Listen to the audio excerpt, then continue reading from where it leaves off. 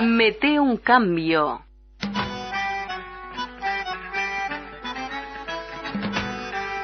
En el espacio de Andares, de lunes a viernes de 10 a 11 en Radio Fénix, Mete un cambio. Un programa de debate político, social, cultural. Conducen Alfredo, Janet y Gerardo. Alfredo, bueno, en fin, así no me siento tan solita. Acaba de llegar el diputado Luis Puig por el PVP, aquí en estudios, diputado. Así que después comenzaremos a dialogar con el diputado. ¿Algún comentario que hacer? ¿Sabe que este domingo, si ayer, fueron las elecciones en Chile? Sí, que apenitas parece por un 40% Bachelet. 46% ganó Bachelet. Que va al balotaje. La candidata de la derecha pinochetista que sacó el 25 y pico. Matei. O sea que van al balotaje. Sí, porque Bachelet no superó el 50%. Usted sabe que todas las encuestas daban de que Bachelet ganaba por la intención de voto, que tenía el 57% de la intención de voto.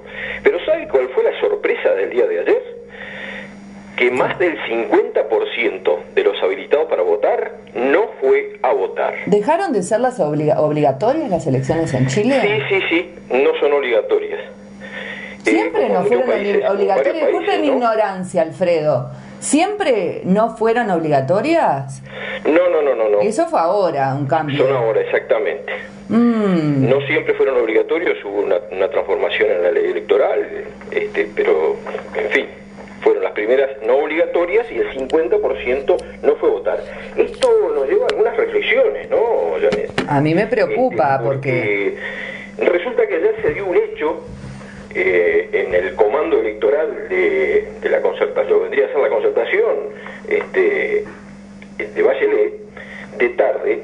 Los estudiantes... Nueva mayoría, discúlpeme, ¿no? Ahora la coalición se llama Nueva Mayoría. Nueva Mayoría. Ahí está, la concertación ya fue. Ya fue, pero usted sabe que lo que ha quedado grabado en la memoria de los chilenos, me parece, fue la concertación. Y los estudiantes ayer ocuparon el comando de campaña de Bachelet. Otro hecho interesante y preocupante. Y estudiantes que manifestaban que no iban a votar porque estaban totalmente desilusionados y pensando de que en definitiva la opción de Bachelet era solamente un maquillaje al sistema. Es preocupante eso, ¿eh? ¿No? Es preocupante. Es muy preocupante, sí. Con además ese 50% que no fue a votar. Y una preocupación, porque ahora que se aproxima, ahora que tenemos al diputado Luis Puig, se aproximan el Congreso del Frente Amplio. El próximo fin de semana. El próximo fin de semana. Y hay un capítulo que a muchos nos preocupa, que es el capítulo 1, visiones o claves para una visión de desarrollo nacional. Sí. Que resulta que uno lo lee... Medio lavadito, ¿no? Esto... algunos pensamos que atenta contra la unidad del frente, sí, porque además no hace ninguna evaluación de la situación internacional, no hace de la situación económica a nivel internacional y latinoamericano, pero además el antiimperialismo quedó por el camino, la fuerza antioligárquica, como se definía, también había quedado por el camino, y desliza muchas concepciones realmente preocupantes. Y esto viene a raíz de ese corrimiento a la derecha, por ejemplo, que hizo la nueva mayoría en Chile para ganar las elecciones, cuando en definitiva ya hay un 50% que ya no cree en la política, por eso no va a votar.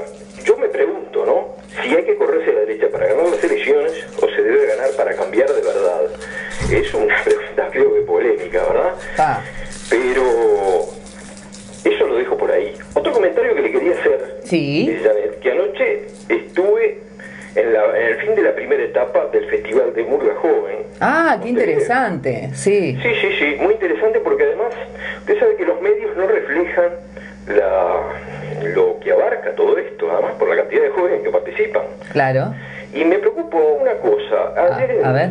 En Las Duranas, sí, donde se culminó la primera etapa, la segunda comienza ahora el 27 de este mes en el Teatro de Verano. Porque usted tiene algún familiar por allí en eso, esto, ¿no? Por eso está hablando con certeza. Sí. Pero usted sabe que participaron 63 murgas de Montevideo y del interior. Pero si usted hace una cuenta, la gente que está directamente involucrada en cada una de esas murgas, y lo multiplica, tiene más de 2.500 personas. Y ayer en Las Duranas habían 2.000 jóvenes, de forma entusiasta, con espectáculos que algunos de ellos son superiores a cualquier murga de primera línea. A cualquier murga profesional. Cuénteme, ¿en qué andan? ¿Qué andan esos textos ahí, esos cuplés? ¿Cómo que no le escucho? ¿En qué anda? ¿Qué cuentan? ¿De qué hablan los jóvenes de Murga Joven? Muy críticos, ¿Sí? Muy críticos también, justamente. Tal vez un día de estos le comente algunas de las propuestas interesantísimas, inteligentes, y que nos tendrían que hacer reflexionar a todos quienes creemos en un cambio profundo para nuestro país. Yo pregunto, porque voy a ver alguna murga de vez en cuando, no es que sea muy murguera, hay algunas propuestas interesantes que sí me gustan, las miro, etcétera, pero en el Teatro de Verano, ¿va por ejemplo el primer premio, el segundo premio Murga Joven? ¿Participan o no son invitados, por ejemplo? ¿Cómo? No. En el Teatro de Verano. Usted sabe que la iniciativa de Murga Joven fue una iniciativa del primer gobierno de la Intendencia de Montevideo. Exactamente, sí, lo mismo que Teatro Joven. Aquello de Movida Joven. Lo mismo, claro, que incluía Teatro Joven también.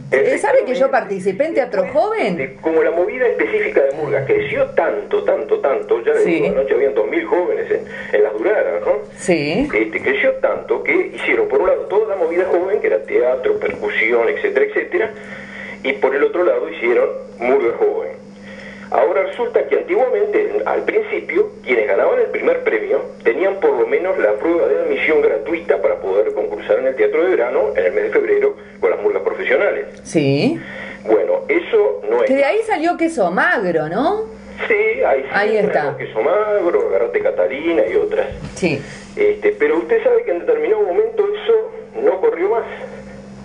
¿Y por qué? ¿Por qué? Pero parece que los jóvenes venían pisando fuerte. Y ahora cualquier murga, que solamente se dan 3 menciones a las 3 mejores propuestas, y después la que quiere participar en el carnaval profesional tiene que ir, pagar unas cifras siderales para los jóvenes y poder participar en un concurso de admisión, que es una lotería muchas veces. No me gusta eso, ¿eh? A mí tampoco. Estamos excluyendo a las nuevas propuestas y a las nuevas maneras de decir, y muchas cosas que no se escuchan, por ahí los jóvenes las ponen sobre la mesa, los estamos excluyendo. Habría que ir a hablar donde corresponda, pedir ahí algo, ¿no? Tienen que moverse. Le cuento, le adelanto. Porque es un canal de a través de una expresión artística popular como es el carnaval, como puede ser la murga, de salir a decir cosas a un público que sabe, ¿no?, que va a ir a escuchar carnaval, que va a escuchar muchos cuestionamientos, muchas críticas, sobre todo a nuestros políticos.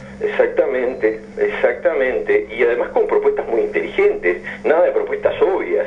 Sí. Y en fin, además murgas que vienen del interior, con gran sacrificio. Sí. Y, por ejemplo, ayer una murga planteaba justamente un tema. Venían los dioses preocupados a ver qué le daban las encuestas por su popularidad. Ajá. Y resulta que pedían hacer una encuesta especial. Sí. Entonces, para ver qué podían hacer para tener mayor arraigo en la gente. Sí. Y resulta ser que descubren que su popularidad es muy baja. Ajá. Entonces, ahí los asesores dicen, bueno, lo que hay que hacer es preguntarle a la gente lo que quiere. Sí. Y ayornarnos y cambiar los mandamientos para que seamos mejor aceptados. Entonces empiezan a degradar todas sus propuestas, bueno, y ahí después van construyendo un posible Dios, sí, para que les tenga la aceptación de todos. Sí. Y bueno, sale algo muy particular. Me imagino, porque contemplar la mirada de todo el mundo no está fácil. Sí, Alfredo. Sí, Janet. Bueno, qué interesante. Y la pregunta al diputado Luis Puig. Sí. En relación a la preocupación del proyecto de programa que se va a discutir este 22-23, Sí, el próximo fin de semana. El Frente Amplio, sobre todo ese capítulo 1, sí, que es realmente preocupante, y que ya de adelanto y le cuento al diputado de que hay muchos comités que ya van a ir con la propuesta de eliminar el capítulo de forma completa. ¿Y habrá alguna propuesta alternativa a ese capítulo 1? Bueno, pero lo que sí ya hay concreto es de eliminar el capítulo, porque además no cambia nada, y además es un capítulo que condiciona todo lo más que está dentro. Seguramente. Bueno, dejamos la pregunta acá abierta para el diputado y te espero, sí, porque sí, los extraño, a vos y a Gerardo. Un abrazo, saludos por ahí. Continuamos aquí en Mete en Cambio, le damos la bienvenida y los buenos días al diputado por el PVP, Partido por la Victoria del Pueblo, Luis Puig. Buen día. Buen día, ¿qué tal, diputado? Gracias por venir, acompañarnos esta mañana. Muchas gracias, realmente un gusto estar acá con ustedes. Muchas gracias por estar. Nuestras líneas de comunicación para enviarnos mensajes son el 098-123-328. Recuerden que tenemos nuestro correo electrónico a quien nos quieran mandar un mail con sus sugerencias y comentarios, meteuncambio.comunicacion@gmail.com, nuestra página en Facebook y desde anoche tenemos nuestro canal en YouTube donde subimos las notas que vamos haciendo, las entrevistas y los programas del día a día. Diputado, días de mucho vorágines políticas, cambios, resoluciones y hacia un congreso el próximo fin de semana. Pero puntualmente, el proyecto que se acabó de recibir la primera sanción en la Cámara de Diputados, ¿verdad? El proyecto de responsabilidad penal empresarial. Eso ha cambiado un poco las reglas de juego, por lo pronto para los trabajadores, ¿no? Bueno, yo creo que viene cambiando. ¿Cuál fue el marco, la realidad que nosotros nos planteamos hace 3 años? En realidad la existencia de una crónica roja en el país que pasa o pasaba totalmente desapercibida. Una crónica roja que establece que muere un trabajador por semana en accidentes de trabajo en Uruguay, que cada 2 días un trabajador queda con una discapacidad permanente, o sea, o una fractura de columna, o la pérdida de un brazo, una pierna, y más de 50.000 accidentes de trabajo registrados por año. Y digo registrados porque sabemos que hay una franja de la actividad económica que se desarrolla sin cobertura de la seguridad social. O sea, que hay accidentes de trabajo que ni siquiera aparecen registrados. ¿Es a nivel rural, por ejemplo, en los rurales, cuando menos, digamos, hay cobertura en esto? Bueno, yo creo que eso es una primera reflexión que es por demás interesante, porque habitualmente cuando se habla de accidentes de trabajo, todos nos mentalizamos que estamos hablando de la construcción. Sí, la construcción está dentro de ese marco, pero en la construcción hay un sindicato fuerte que denuncia, que negocia, que para cuando muere un trabajador, que hace público esa situación, que ha generado mecanismos de cambios culturales dentro del gremio y de exigencia de normas de seguridad que de alguna manera han hecho que, a pesar del enorme aumento de trabajadores en el área de la construcción, han ido disminuyendo la cantidad de accidentes y siguen habiendo accidentes graves y mortales dentro de la construcción. Pero creo que el gremio ha logrado en estos años generar mecanismos de conciencia. Donde los accidentes pasan con mayor frecuencia y donde muchas veces pasan desapercibidos es en el medio rural, donde habitualmente se desconocen las leyes por parte de empleadores, donde es más difícil la fiscalización por parte del Ministerio de Trabajo, si bien ha avanzado mucho en los últimos años, y donde, bueno, la forma de manejarse, la soberbia con que se manejan, por ejemplo, la organización rectora de los empleadores, la Asociación Rural, esa que no deja entrar trabajadores, dirigentes sindicales al predio rural, que no les pertenece. Bueno, la soberbia con que se manejan todos los días lleva en definitiva que las condiciones de trabajo y los mecanismos de prevención para evitar esos accidentes muchas veces no existan. Entonces nosotros decimos, esta ley va a tener mayor aplicabilidad en el medio rural. ¿Qué es lo que estamos planteando? Bueno, estamos planteando, por ejemplo, nosotros hemos recorrido muchos 3 años el interior del país. Le puedo poner algunos ejemplos concretos. Villa Constitución, en Salto, ¿no?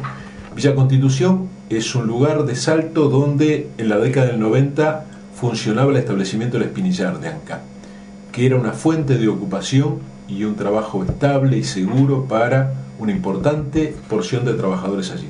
Cerró el Espinillar, la política neoliberal, achicar el Estado y demás, gobierno blanco, hay toda una resistencia de los trabajadores, no se logra evitar eso. ¿Qué es lo que tienen hoy los trabajadores, los jóvenes fundamentalmente de Villa Constitución? O irse o trabajar en las chacras en la recolección de, como en todo Salto, de naranja, cebolla, arándano, frutilla, y rotando de cosecha en cosecha.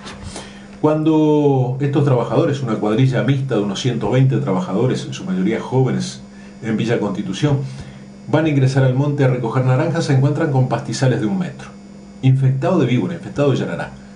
Cuando protestan por esa situación, se las ríen en la cara y dicen, bueno, no es que nos vayan a despedir, vamos a entendernos, porque ni siquiera están en planilla, Les dicen, cuando pase el camión por tu barrio, no te subas mañana porque no vas a trabajar.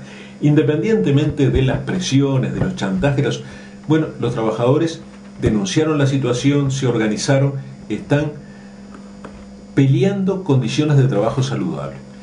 Pero al mismo tiempo, en el arroz, la cadena del arroz, los trabajadores expuestos a agrotóxicos, expuestos a venenos activos que se utilizan para desratizar el arroz antes de los embarques para la exportación. Toda la cadena del arroz están sujetos a agrotóxicos cuando no le fumigan las avionetas encima, como me denunciaban en Rocha hace un par de días. Entonces, esta situación, ¿qué implica? Implica que hay una cultura de negligencia por parte de los empleadores, que no se respeta la vida, la salud y la integridad física del trabajador. Cuando empezamos a desarrollar este proyecto, habíamos presentado un proyecto anterior que tuvo muchas críticas desde el punto de vista técnico, hacían crítica a las cámaras empresariales, pero no presentaban alternativas. Dentro del Frente Amplio nos pusimos a trabajar en una alternativa que tiene que ver con las legislaciones más avanzadas del mundo, lo que existe en España, en Francia, en Inglaterra, en Italia, en Perú y en Venezuela, que es el delito de peligro. O sea, ¿qué dice el delito de peligro? El empleador o el organizador de la obra que no respete las normas de resguardo y ponga en peligro grave y concreto la vida, la salud o la integridad física del trabajador va a tener responsabilidad penal. O sea, son las medidas de prevención las que los empresarios tienen que estar cuidando a sus propios empleados, ¿no? Como empleador. O sea, vamos por ahí. Es lo que habla, en uno de los aspectos, que creo que son 3 los fundamentales del proyecto, es castigar justamente de 2 meses a 2 años al empleador que no tenga estas medidas de seguridad para sus empleados. Es uno de esos aspectos. Es el empleador que no cumpla con las normas de resguardo, de las cuales está obligado desde 1914. Desde 1914 tiene responsabilidad civil, pero que además ponga en peligro grave y concreto la vida del trabajador. No es como dijeron las cámaras empresariales, por cualquier motivo va a ir preso un empleador. Es una ley revanchista, claro. Sí. ¿no? Que pone en riesgo la seguridad jurídica. Otra vez el tema de la seguridad jurídica. En realidad, cuando se pone en peligro grave y concreto la vida o la salud del trabajador, ¿qué hay que hacer? ¿Hay que premiar al empleador? No, tiene que haber una responsabilidad penal para generar mecanismos de prevención. Vamos a una pequeña tanda, diputado, y continuamos enseguida aquí en Mete un Cambio con el diputado por el PVP, Luis Puig. Continuamos aquí en Mete un Cambio por CX40 Radio Fénix. Recuerden nuestras líneas de comunicación, el 2409-0837, nuestro correo electrónico meteuncambio.comunicacion@gmail.com, nuestra página en Facebook Mete un Cambio, podés entrar por allí, darnos tu opinión, a ver qué escuchaste el programa, dejarnos tus impresiones y tus sugerencias, y también tenemos ahora nuestro canal en YouTube para escuchar las audiciones. Continuamos aquí con el diputado por el PVP, Luis Puig, hablando sobre el tema de la Ley de Responsabilidad Penal Empresarial que llevó el pasado 6 de noviembre su media sanción en Cámara de Diputados. Estábamos hablando, diputado, lo que ha sido, digamos, el involucramiento de la gente, ¿no? del trabajador rural. ¿Cómo hay muchos jóvenes, ¿no? ¿Será eso que también ha tenido que ver un poco en que tomaran esta bandera los trabajadores rurales, ¿no? Para defender sus derechos? Bueno, yo creo que tiene bastante que ver este tema. Esto forma parte de las reivindicaciones históricas del movimiento obrero, pero si uno analiza, por ejemplo, los trabajadores de la cadena del arroz nucleados en Foemia, hay una enorme cantidad de jóvenes, ¿no? Nosotros hemos participado justamente analizando estos temas durante 3 años en plenarios de delegados de los compañeros, y son jóvenes con mucho conocimiento de la realidad. Yo creo que hay que prestarles mucha atención, porque en realidad te desarrollan todo el proceso productivo y uno aprende escuchándolos. También hay muchos jóvenes en los tambos, trabajando en los tambos, ¿no? En condiciones muchas veces deplorables. Yo quería, para redondear este tema, señalar dos aspectos. Uno, la actitud de las cámaras y de la oposición. En primer lugar, las cámaras empresariales dijeron que este proyecto era un disparate, que era un proyecto revanchista, que pone en peligro la seguridad jurídica del empleador.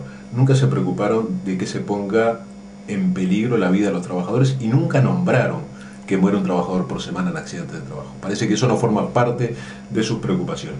Pero ¿qué dijo la Asociación Rural? Por ejemplo, esto es un disparate. En el campo somos una gran familia que trabajamos todos juntos. ¿Cómo van a hacer para discriminar la responsabilidad penal? Y llega un momento en que tanta soberbia, tanto desprecio por los trabajadores... Es indignante. Y hubo que contestarles que, bueno, que tal vez trabajen todos juntos, sean una gran familia, pero casualmente siempre los que sufren los accidentes son los peones rurales, no los estancieros, ¿no? Ahí hay algo que no supieron explicar. Blancos y Colorados y Partido Independiente se sumaron a las cámaras empresariales, rechazaron este proyecto. Y yo para redondear, porque esto se va a seguir trabajando, nosotros venimos recorriendo el país discutiendo este tema en los diferentes lugares, estuvimos en Las Cano, en La Paloma discutiendo estos temas, que vimos al Frente Amplio como quisiéramos verlo todos los días. El Frente Amplio, el 6 de noviembre, toda su bancada en bloque defendiendo el proyecto de defensa de la vida, la salud y la integridad física de los trabajadores, en base a una ley de protección de los trabajadores. Blancos y Colorados del Partido Independiente defendiendo la posición de las cámaras empresariales. Nosotros la verdad que creemos que el Frente Amplio, que nació de asambleas obreras, bueno, creemos que es la mejor forma de pararse en la situación nacional. Esa es para el Frente Amplio y realmente a mí me produjo una enorme satisfacción ver la bancada en bloque defendiendo un proyecto de los trabajadores. Qué bueno, diputado. Ojalá sigamos así de futuro, ¿no? Se aproxima el Congreso del Frente Amplio el próximo fin de semana. ¿Cómo viene el PVP? ¿Cómo viene trabajando en los diferentes comités? ¿Cuáles son las propuestas a este programa que a visión de muchos está un poco lavado, laxo y que es un mamotreto que no profundiza mucho? ¿Qué piensa el PVP, usted en particular? Bueno, nosotros venimos trabajando incluso habiendo integrado a la comisión de programa referentes fundamentales para nosotros, la presencia de Pablo Anzalone, de Humberto Almirati, de Pablo Coitiño, de varios compañeros trabajando en el tema programa. Nosotros en realidad creemos que hay aspectos fundamentales, bueno, y venimos trabajando en una serie de mociones hacia el Congreso, que hay aspectos que hay que cambiar de esa redacción, que hay aspectos que tienen que ver, por ejemplo, con la política económica. Nos parece que hay que ser muy claros en cuanto a qué pretendemos de esa política económica. El material dice que no se puede pensar los cambios en materia económica únicamente de una visión impositiva de los impuestos que se van a poner. Es cierto, pero también es cierto que plantearse una mejor distribución de la riqueza, como creemos que es fundamental, no puede hacerse prescindiendo de gravar más al capital. Acá, ¿hay margen o no hay margen para gravar el capital? Nosotros creemos que sí. Por ejemplo, si uno analiza lo que ha sido el aumento del valor de la tierra en los últimos años, lo que es el aumento de los precios internacionales de los productos, muchas veces con muy bajo valor agregado, con muy poca mano de obra. Acá se nos llevan los commodities, así. Exactamente. Ese es el problema. La tierra en estos últimos años un 600% aumentó su valor, o sea que estamos hablando de números en los que sí se pueden hacer cosas y hay otra planificación de la economía. Y si uno analiza el aporte del agro desde el 99 al 2009, bajó el aporte del agro. Bajó a pesar del aumento de la tierra, del precio de la tierra, a pesar del aumento de los precios internacionales, bajó de un 9,1 a un 7,9 el aporte del agro. Cualquier trabajador agarra su recibo de sueldo y va a ver que en total debe tener un 20% de descuento. ¿Por qué no se reimplanta el impuesto a primaria al agro? Claro. Que fue suspendido en el 2002, ¿no hay condiciones hoy para pagar el impuesto a primaria?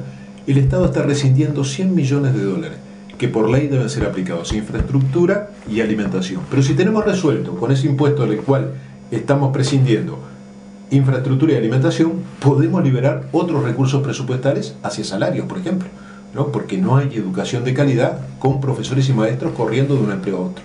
Y eso es una realidad. Entonces, cambios en la política económica, tiene que haber cambios en la política económica. Otro ejemplo, las exoneraciones impositivas en zona franca y demás han tenido cifras muy grandes. Bueno, hay que evaluar cómo reducimos esas exoneraciones impositivas. Al mismo tiempo, en materia salarial, ha habido aumentos importantes en materia de salario real desde el 2005 para acá, es innegable. Ahora, está claro que salarios de 10, 14 mil pesos no es lo que nosotros nos planteamos. ¿Hay que profundizar o no hay que profundizar?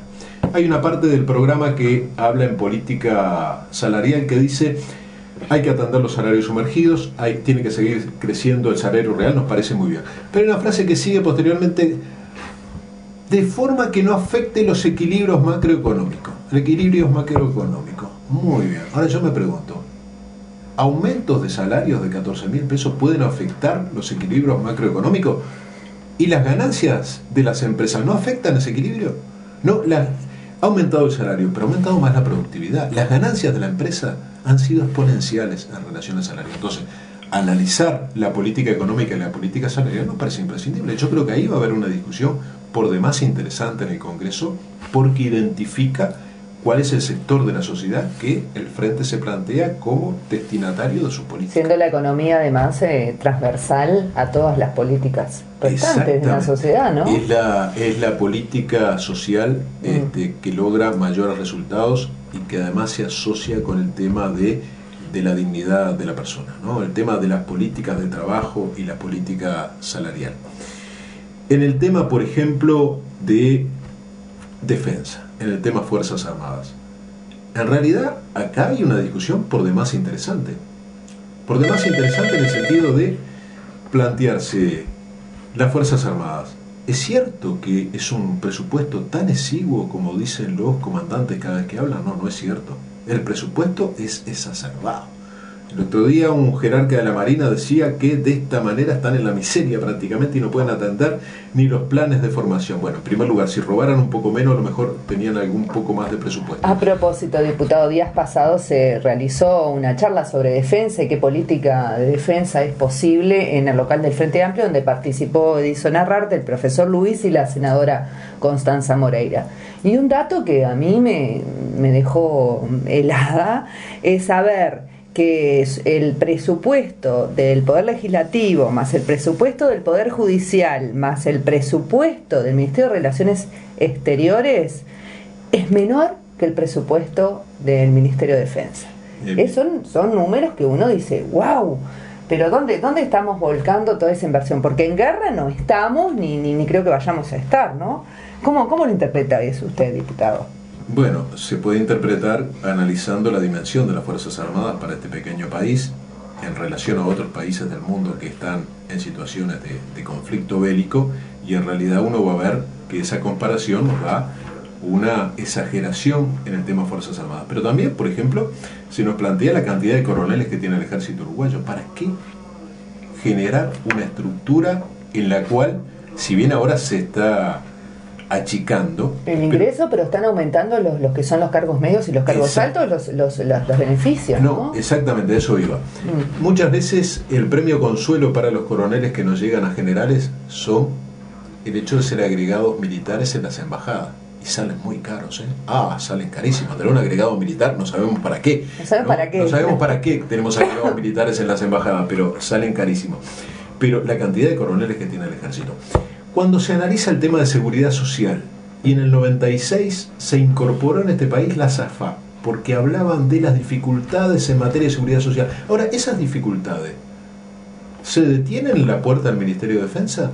¿Por qué se jubilan con 100% de tasa de reemplazo y con un grado superior al que tenían en actividad? ¿Eso no es una situación de privilegio? ¿No es una situación de privilegio de la Fuerza Armada? Absolutamente. Bueno, analizar toda esa situación es imprescindible. Un elemento que para nosotros es fundamental. Venimos discutiendo desde el 2010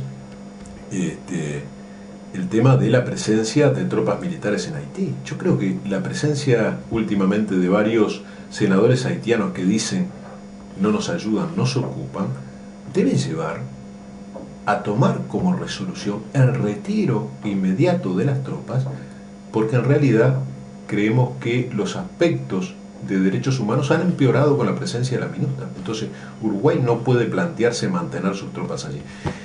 Hoy se está analizando en el Ministerio de Defensa la reducción, en el Ministerio de Relaciones Exteriores, la reducción de las tropas, pero tiene que ser algo concreto, esa reducción, y plantearnos en definitiva. ¿Esa reducción implica menos efectivos o ir reduciendo hasta no tener efectivos? No, lo que es está solo una reducción, reducción, pero está planteado un retiro total de tropas, pero en un tiempo de un par de años más, una cosa así. Que no puede ser muy largo. Los haitianos se plantearon que el año próximo debiera no haber tropas militares, sí incrementar el equipamiento de la Policía Nacional Haitiana, lo cual nos parece lógico, pero por ejemplo de los 900 millones de dólares al año que implica la MINUSTA, ¿no? 900 millones de dólares lo que gasta Naciones Unidas en la MINUSTA, en realidad con una parte muy pequeña de eso se podría equipar perfectamente una Policía Nacional Haitiana. Entonces, porque si no la conclusión que uno saca es los propios supuestos beneficiarios de esa presencia militar dicen, no necesitamos presencia de tropa, nosotros podemos autodeterminarnos en nuestro destino. ¿Y cuál es el mensaje que le estamos dando? No, lo que pasa es que ustedes no se dan cuenta, pero nos precisan ahí, ustedes no se dan cuenta, pero precisan que estemos allí. En realidad nos parece que esa es del tema de las Fuerzas Armadas y el retiro de las tropas nos parece que es un tema fundamental entre los muchos que vamos a discutir en programa. Y por último, hay algo que quedamos solos, absolutamente solos en la comisión de programa, que está en el anexo, allí está especificado, cuando se analiza el tratado militar con Estados Unidos. Todos coincidimos en denunciar el tratado militar, el TIAR, del año 53, que es vergonzoso para el Uruguay y los países de América. Pero el PVP quedó solo planteando que no se debe hacer un acuerdo con Estados Unidos, un nuevo acuerdo militar con Estados Unidos. Ahí quedamos solos. Esperemos que en el Congreso no estar tan solos. Esperemos que sea así, diputado. Vamos a una brevísima tanda, escuchamos un poquito de música, Federico, y volvemos más aquí en Mete un Cambio con el diputado por el PVP, Luis Puig. Escuchando a Gabriel Pensador. ¿Le gusta a Federico la música brasilera? Gabriel Pensador con Fernanda Abreu. Seguimos aquí en Mete un Cambio, nuestra línea de comunicación 098-123-328, como ustedes saben, saliendo al aire de lunes a viernes de 10 a 11, también online. Nuestra línea de comunicación además es el 2409-0837, en nuestro Facebook Mete un Cambio y también en nuestro canal en YouTube, donde podés escuchar y volver a escuchar los programas y las entrevistas que sacamos aquí al aire. Diputado Puig, tenemos un mensaje por acá. Dice, el gobierno se encargó de romper con la unidad programática y se habla de calidad en la educación, pero la pregunta es, ¿tenemos una educación con calidad? Este mensaje lo mandó Miguel del Cerro, que nos escucha siempre. Felicitaciones por el programa. Gracias, Miguel, a ti por tu mensaje. Bueno, en el tema de educación yo creo que hay un primer aspecto. El tema de la educación es un tema involucrar al conjunto de la sociedad. El conjunto de la sociedad involucrarlo. ¿Por qué? Porque muchas veces se llega a la conclusión de algunos, ahora que están tan de moda, pruebas de evaluación y demás, y el otro día hubo fuego cruzado entre el Ejecutivo y los sindicatos en torno a de quién es la responsabilidad por algunos malos resultados que aparecían por allí. Yo creo que el tema es más integral, pero el tema es de involucramiento general de la gente, de los padres, de la comunidad. El tema de la educación no es mando los gurises a la escuela y que el maestro se haga cargo, que el profesor se haga cargo. Es un tema de carácter más integral. Claro. Yo creo que hay carencias importantes, pero esas carencias somos todos parte, estamos involucrados en esta situación y bueno, yo creo que hay que discutirla, hay que analizarla y hay que promover los cambios que se entiendan necesarios, porque también en esto la participación es fundamental. Nos estamos jugando en nuestras futuras generaciones, que no es poca cosa, por favor. Bueno, eso será tema para otra instancia, diputado, que ande por aquí visitándonos, que por supuesto tiene las puertas abiertas aquí en Mete un Cambio para venir a volcar sus opiniones. Para ir cerrando el programa, precandidatura de Constanza Moreira. El PVP fue el primer sector en mostrar el apoyo a la precandidatura de la senadora como candidata a la presidencia en las internas de 2014. Explíquenos un poco, diputado, ¿a qué se debió esa toma de decisión y por qué Constanza Moreira? Bueno, en primer lugar, venimos de un trabajo conjunto con Constanza y con otros compañeros. Hoy afortunadamente hay otros colectivos frente amplistas que respaldan la candidatura, ¿no? Tenemos Alternativa, tenemos Frente Amplistas por debate programático, la gente del IR, la gente del PCT, pero fundamentalmente tenemos Frente Amplistas independientes en todo el país que empiezan a recobrar, y lo hemos visto en esta semana, empiezan a recobrar el entusiasmo con volver a la militancia. Frente Amplistas que no nos gusta mucho que nos digan tenemos candidato natural para el 2014 y ya tenemos candidato natural para el 2019, como se llegó a decir. Uno le quedaría preguntar, y bueno, pasame el nombre para el 2024, entonces ya no voy más al comité, ya no milito más, ¿no? Resolveme la situación. Los Frente Amplistas generalmente se caracterizan por querer participar. Y en ese interés de participar y de ver alternativas, bueno, los jóvenes del PVP nos plantearon hace bastante tiempo que sería muy importante generar una candidatura alternativa, generar candidaturas múltiples, y que pensaron en la compañera Constanza Moreira. Y nosotros cuando nos plantearon nos pareció que realmente era muy buena la propuesta. Bueno, pero veníamos conversando con Constanza y también dependía de su decisión, la decisión colectiva, pero también la decisión personal de asumir ese desafío, que es un desafío muy grande. Bueno, fueron coincidiendo las cosas, los jóvenes nos plantearon convocar una actividad, un comité central pero abierto, un consultivo nacional con compañeros del PVP de todo el país, y finalmente el 14 de septiembre aprobamos la candidatura a la compañera Constanza Moreira.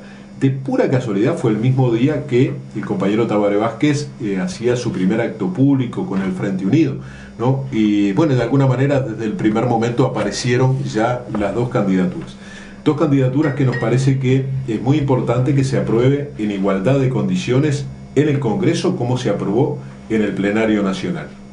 Pero al mismo tiempo decir, y esto han sido muy claros, tanto como el compañero Tabaré Vázquez como la compañera Constanza Moreira, candidaturas fraternas en unidad. Y nosotros creemos que va a ser una campaña fraterna y en unidad, profundamente Frente Amplista. También va a ser una campaña de debate de ideas.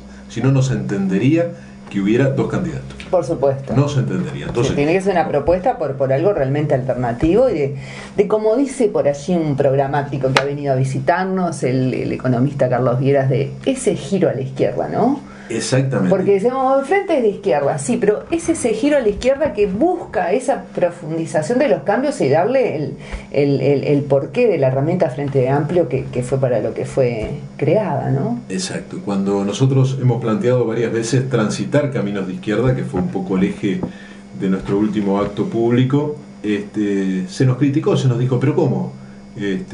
¿Quieren decir que el frente no es de izquierda? Bueno, en realidad esto no es una cuestión peyorativa sobre otros compañeros, otros sectores del Frente Amplio. Hay compañeros que sostienen que el Frente Amplio debe ser una organización de centro-izquierda. Nosotros lo respetamos, pero no lo compartimos. Nosotros creemos que el Frente Amplio surgió a la vida política del país como una opción de izquierda y que hay que profundizar esa opción de izquierda. ¿Qué quiere decir ser de izquierda? Bueno, seguir teniendo la capacidad de indignarse ante las injusticias, ante las desigualdades. Y se me podrá decir, y es así, desde el 2005 se redujo la pobreza de un 40 a un 13%, se bajó la indigencia de un 4 a un 0,5%, y eso es cierto. Pero esos cambios muy positivos que se dieron no pueden esconder desigualdades que siguen existiendo. El 26% de jóvenes, de niños y jóvenes, están debajo de la línea de pobreza. Al mismo tiempo, existe margen para que aquellos sectores que se vienen enriqueciendo, amasando fortunas en dólares, tengan un aporte mayor a la sociedad, a esa sociedad a la cual recurren cuando les va un poquito menos bien que de costumbre, esos mismos sectores que dicen bajen el costo del Estado por favor, y generalmente lo cuelgan en su camioneta 4x4, son los primeros en pedir subsidios, ¿no? Por supuesto. Ahí el costo del Estado no importa mucho cuando se los va a auxiliar a ellos. Entonces, a nosotros nos parece que es imprescindible avanzar en políticas de izquierda en este país. Y bueno, yo insisto, va a ser una candidatura fraterna, va a ser una candidatura unitaria frente a Amplista, pero va a ser una candidatura con debate, con propuesta, ¿no? Porque ¿cuál es la diferencia en llevar una propuesta del compañero Tabaré Vázquez o la compañera Constanza Moreira? Bueno, hay una orientación económica distinta, una visión de las Fuerzas Armadas distinta, una visión distinta sobre los derechos de la mujer, sobre los derechos de la diversidad. Todo eso va a estar en debate. Ahora, el principal objetivo de debate para nosotros va a ser cómo confrontamos con la derecha que quiere echar abajo todos los cambios desarrollados y quiere evitar que se sigan produciendo cambios a la izquierda. Veremos qué pasa entonces el próximo fin de semana en este Congreso del Frente Amplio. Diputado Puig, muchas gracias por haber venido y esperamos que reencontrarnos en cualquier momento aquí en Mete un Cambio. Yo le agradezco mucho y simplemente una aclaración, lo de diputado es totalmente circunstancial, ¿no? Yo soy instalador sanitario y sé que es lo que voy a seguir siendo, instalador sanitario de UTU, no sé si voy a seguir siendo diputado, pero instalador sanitario seguramente voy a seguir siendo. Bueno, como instalador o en la parte de su vida donde participe para cambiar las cosas que nos circundan como sociedad, son bienvenidos también los aportes. Tenemos unos mensajecitos antes de cerrar el programa. Alguien puso, recuerdo que Hugo Cores, que en paz descanse puso entre paréntesis, prometió que si el FA ganaba en el año 2004 devolvían la bandera de los 33.